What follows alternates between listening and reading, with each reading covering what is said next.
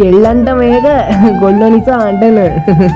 ගහනවා කෙල්ලේ උඹේ දුක ගලපලා වදන අම්මපා මේක ඇහුවොත් කොල්ලෝ උඹේ හදවත රිදෙන.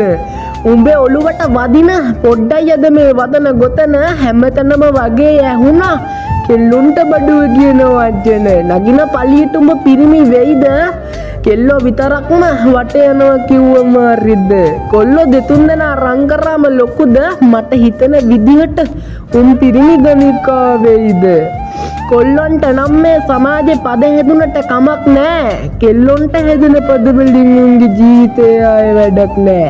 නියම පෙම දෙන එක නිර්වත යදින් නෑ. තිර ආදරේ කොල්ලා හේගි ඇරෙන්නන්න පතන්නේ. මානුබේ පණ ගියා ගෙලසදක බොරුවක් ගියයි නොසිතෙන්න අම්මා කිව්වා ඔය එන්නේ දුවේ උඹව රවට්ටන්න.